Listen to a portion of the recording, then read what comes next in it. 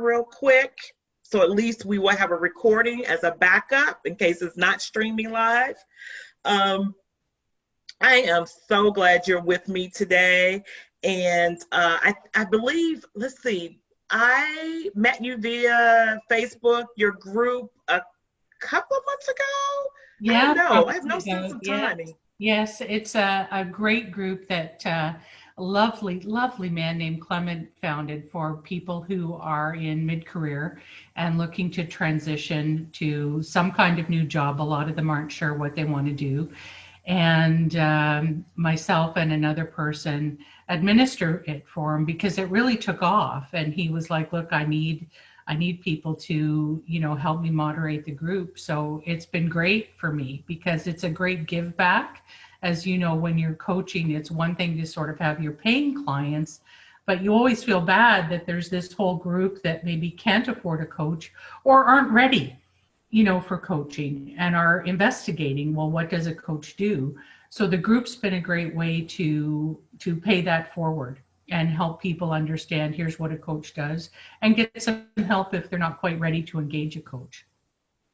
Absolutely. And I've enjoyed being a part of your group, and I find it interesting the questions that come along, and I'm like, okay, let me see. Yeah, I do have something to say about that. Exactly. It's so interesting because it for me, it validates why I became a coach because I wasn't sure what I wanted to do. And I was on a career webinar and I was watching the scroll at the side and all these people were scrolling how much they hated their job and how frustrated they were and how lost they felt and how undervalued they felt and depressed. And for me, I just feel life is too short. People will say, oh, find your passion, blah, blah, blah, blah, blah.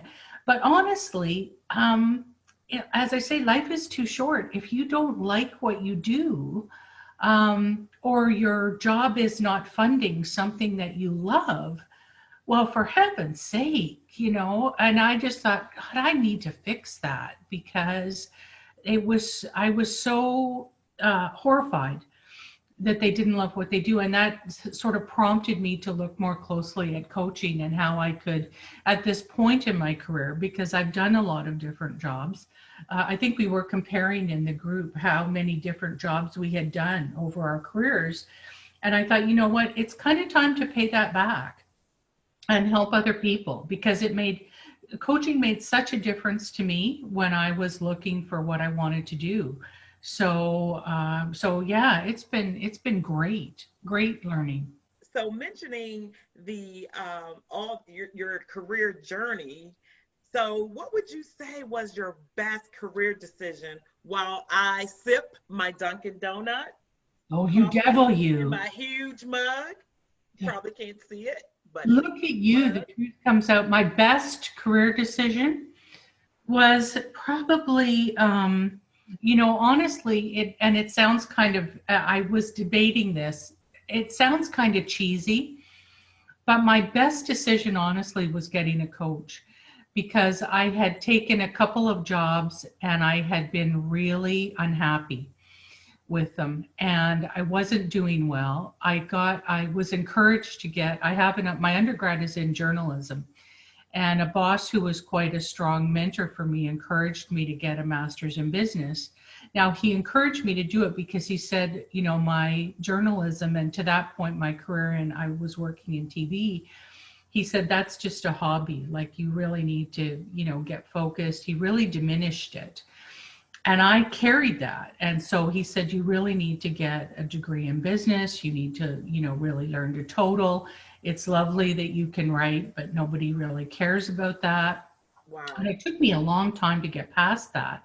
And so I got the MBA, but I didn't know what to do with it. It was like I was waiting for, the divine to come down with a tablet and say, this is your path. And my peers were making fun of me because they were like, you're not going for any interviews. Like, what are you doing? And I didn't want to go for them because they were kind of intimidating with what they would ask. and I wasn't really excited about anything.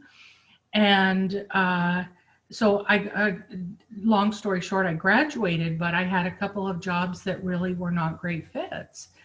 And so a friend, my best friend said, I think you should, I talked to this woman and I think you should have a chat with her because you're screwing up. And she was so helpful because she helped me understand what I was missing was I wasn't reading the environment.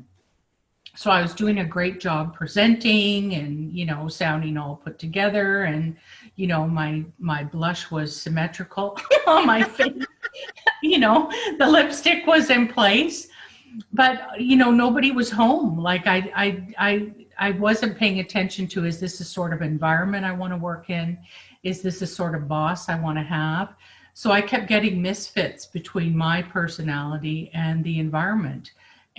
Or the sort of boss I needed was not the kind of boss I was getting. And so honestly, the best decision I made was getting that coach, because the job I got after that was the best job I had ever had. It really built on my ability to organize information, and the people were lovely. My boss was amazing. Complete 180-degree shift. So you know what, Anne, there were several things that I picked up from your answer, your response just now, right? Like the importance of knowing the room, like domain awareness, right? Yes. The importance of having social and emotional intelligence. You can say the right thing, you could be well put together, but if you're not socially aware of the environment that you're speaking in, it will not be well received. The words will not be well received, or you won't be well received. Exactly. Or I was being really well received, but I was saying what they wanted to hear. Yes. Like I wasn't answering I wasn't asking any questions. I was just presenting. And so what I love about the learning, and you're absolutely right, is I learned to put myself first and ask some good questions and think about what I really wanted to do and what I was looking for. To that point, I wasn't doing any of that. Yeah, and the other piece that I picked up, if I heard you clearly, is that you had a couple of mentors, right? You had someone who was like, hey, I'm looking out for her best interest. Let me pull her aside and say, okay, and this is what you should think about doing. Yes. In terms of your career trajectory, here's how you can adjust and tweak. See, yes. People don't understand like the value of the words that you use, right? Because some folks can come off when they're giving you the feedback really strong.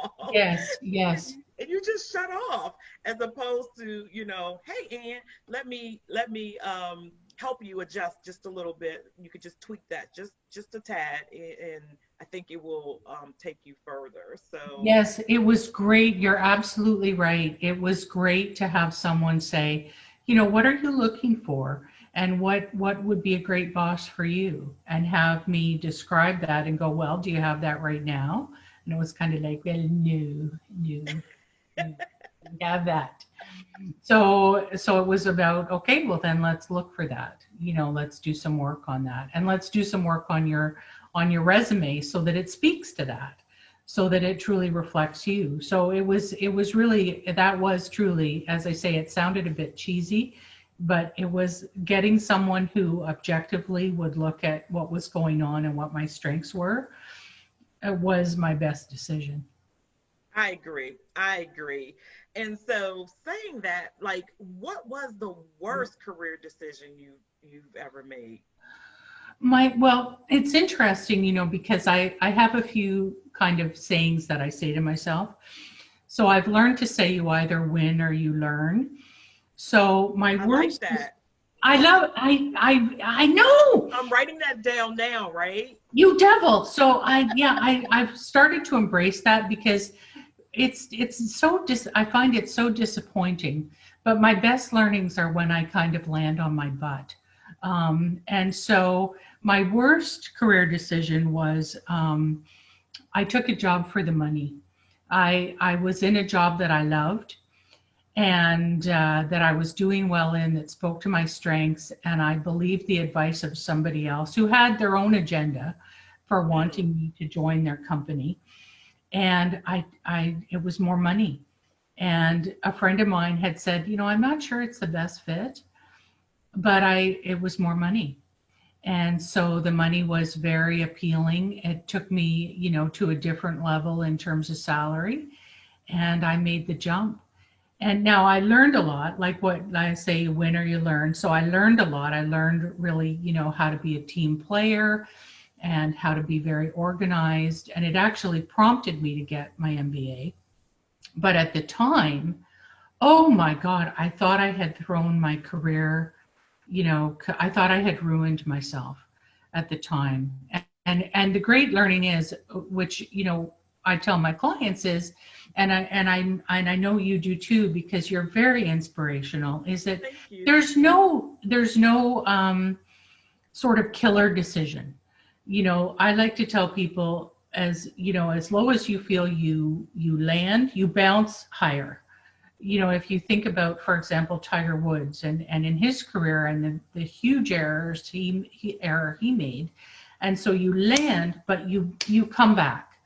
And so the challenge is not that you made the mistake, it's what you learned from it. And let's embrace those learnings and move forward. And so I got a lot out of it, but I learned never, ever take a job just for the money, ever. Ooh, you said a mouthful there. And let me tell you, Anne, I can remember this this career decision I made. Oh, it was bad. I mean, we all have them, right? We all have them. Look, it was bad in terms of me, in terms of what I needed to do from a growth, situation. Sure. So I remember I was in an acting director position for a year, and every day I was working like 12, 14 hours. Trust me. I learned that I was not getting the job. Woo! Girlfriend, let me tell you something. My reaction was so emotional. Oh, I bet. Well, you've given everything to it.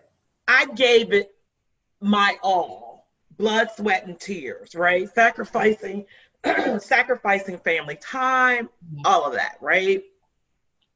And when I was called into the office, now mind you, the last 25 years of my career, I worked in, if you're used to corporate structure, I worked in the front office, right? So I'm going to the head of the organization. I'm walking in her office. She shares the news with me, and I cried. I mean, my initial reaction, I cried.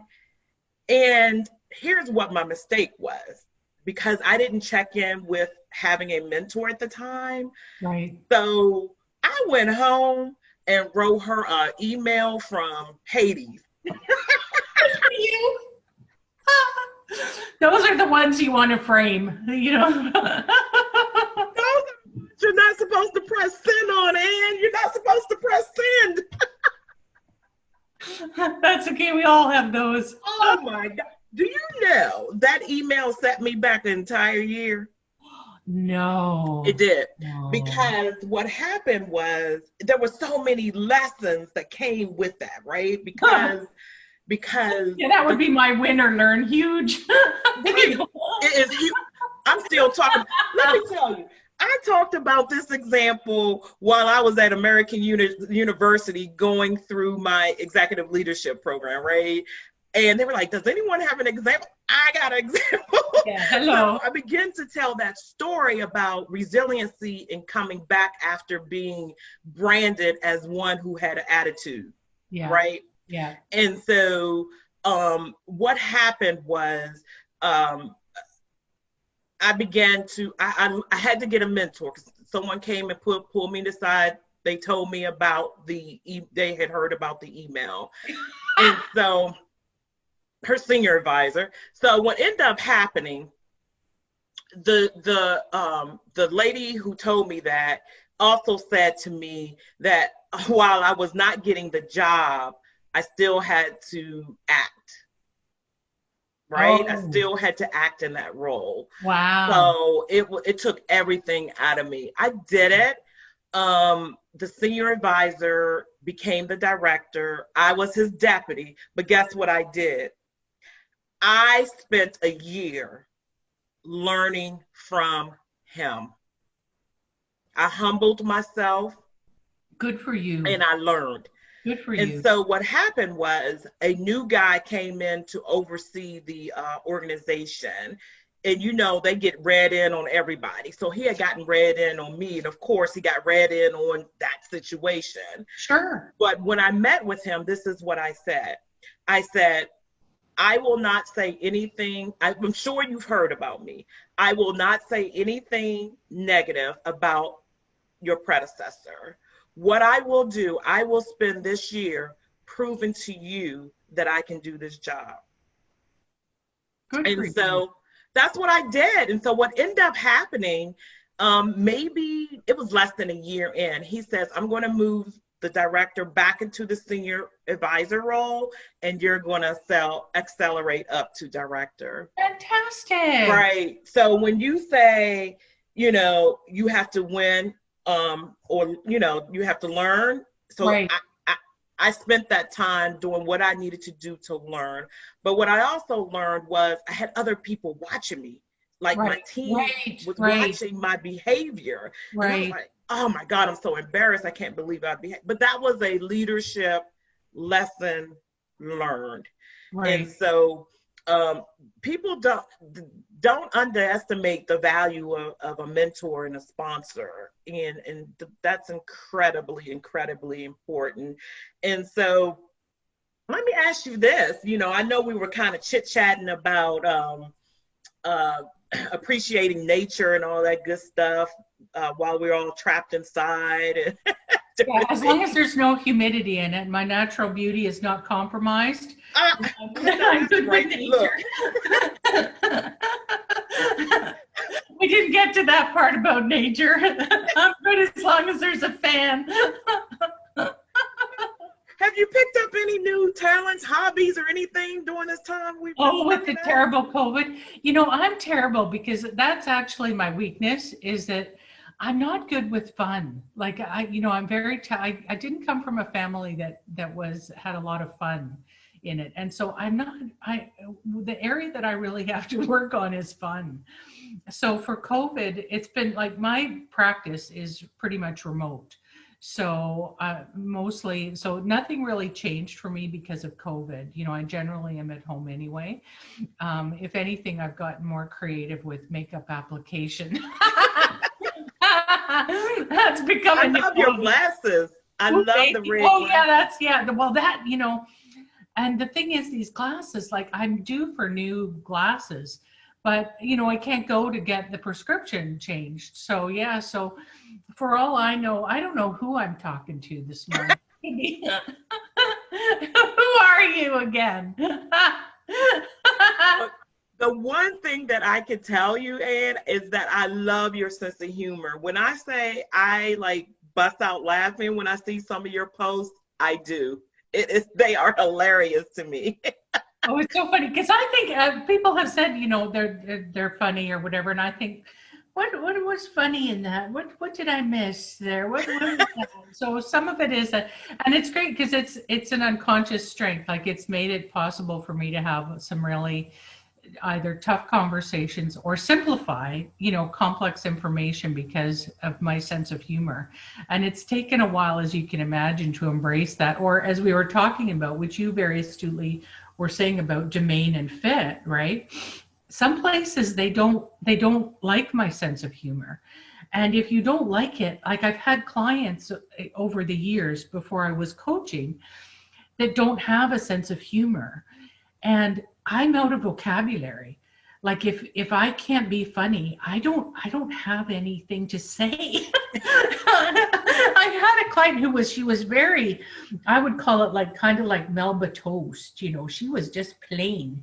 Oh, geez. If I got on a call with her, Oh man, I was sweating. Like I just had nothing to say to her because there was no room to play. So it's become a great strength that I've really embraced over the years. So thank you so much, and thank you so much for having me. I so appreciate the opportunity to have some fun on a Saturday morning and Oh, creatively absolutely. apply my makeup. So my husband doesn't know who's in the house, but that aside, all is good here. All is good. I appreciate it. And, we have a, I always say, like, look, there's no room for competition, right? There's so many people in the world. You're all about career coaching. I'm about career coaching. And I'm learning from you. I try to keep a growth mindset every day. When I hop in the group and notice the level of engagement that's going on in the group, I was like, I like that. Like, why can't I get my act together and start engaging Well, more? it's interesting because and that you raise a really great point because I feel the same. Like you gave, and you should do it again here. You gave a great definition of what a coach is versus what a mentor is. That I thought was fabulous. And to your point, even when when I talk to clients about networking, because everybody just cringes when you talk about the importance of networking. You can just see them freeze, right? They don't want to do it. They hate it. Well, they hate it because they see it as so transactional.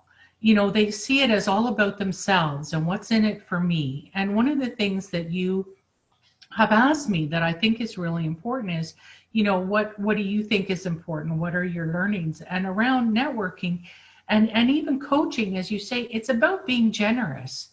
Like it's about supporting people. When you talk to people, if you're looking for a job, well, you look for ways like, what do you need? How can I help you? You've taken some time to chat with me about what the job involves and what I should be thinking about and what it takes to be outstanding.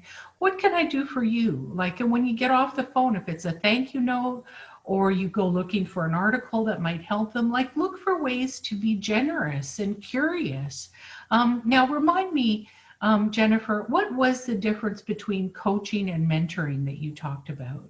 So what I talked about was like coaching is the art of asking powerful questions, Right, right? It's about serving as an accountability partner with your client and help them to get to self-discovery.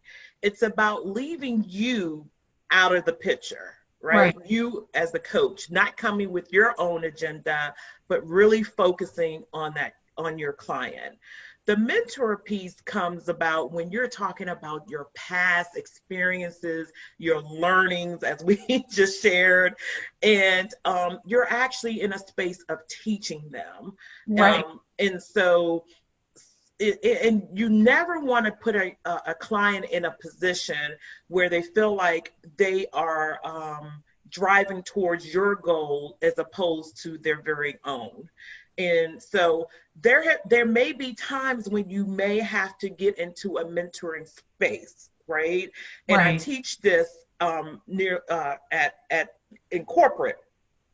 When you put that hat on, though, when you switch from coach to mentor, say for instance, if you're leading your team or a team member, tell them like they should know that there's a switch that's going on there. Like, Right. because sometimes clients will ask you, what do you think? Have you ever experienced this before? And so you have a choice to say, um, you know, redirecting the conversation with a different Sure. question, or it all depends on the situation to say, hey, well, I'm going to, move into a different space. I'm no longer coaching you because you asked me this question and you've given me permission to have this conversation with you. Right, right. And I think that's such an important distinction because it's too easy to get talking about your own background and everything. And really, as a coach, the whole time is about them. It's about, well, what do you think? What's happened to you? And it's too easy to start talking about your own stuff, or your own experience. And then the other challenge is when you do that, they lean too heavily on you. you know, and as opposed to really building their own strengths and muscles around what they're good at, and appreciating their own experience. Absolutely, because that's part of the growth mindset. So I know like 30 minutes go by fast, don't it? I was looking, yeah, yeah. But what it teaches you is like, get in, say what you got to say, and go. This is true. Yeah, because too much, me on too much caffeine, you don't want to see. Oh my I God. hear you. Well, if you have, I don't know if Michelle want to come on camera. Nicole dropped because she had a meeting to go to. But Michelle, if you want to come on camera, please do. I want everybody to lift up their mugs before we sign off. Oh, here we go. I got my this is my lucky gator mug from New Orleans. So here he comes. I see. Gator. I see. Here he is, lucky gator. Cheers, my friend. Thank you so much for having me. Unfortunately, I'm trying to get mine. I can see the hot background. There you go. I can see the hot. have to see my green screen for a moment. That's okay. For a sec. Oh, looking good. Oh, looking good. The girl with goals. Cheers, my friends. Cheers. Cheers. So, and how can they reach you? Oh, well, if you go to AnnSuttonCoaching.com, that's my website, and my email address is on there. So absolutely, if anyone has any questions, reach out, or they can reach out to you, and you will find me caffeinated and circling the planet somewhere. but AnnSuttonCoaching.com will do it. It's Ann without an E. I'm one of those rebels in the mix. That woman, Anne of Green Gables, ruined it for a whole whack of us. So it's just Ann without an E, AnnSuttonCoaching.com. And or reach out to you and you will find me, and I would be happy to, you know, talk to anybody. And and again, I thank you so much for having me. Very kind of you. Absolutely. Hold your mug up one more time because I didn't catch the print screen. There we go. Got it. Hopefully I got it that time. And for those who follow me or may not follow me on Facebook, I am Dr. Jennifer Jones Bryant, and my group is Reaching Within an Empowerment Journey, and my website is reachingwithinempowerment.com. I had a blast with you, and you have a wonderful day, and we will continue to chat. Thank you. Have a wonderful day, everybody. Nice to see you, Michelle. Take care.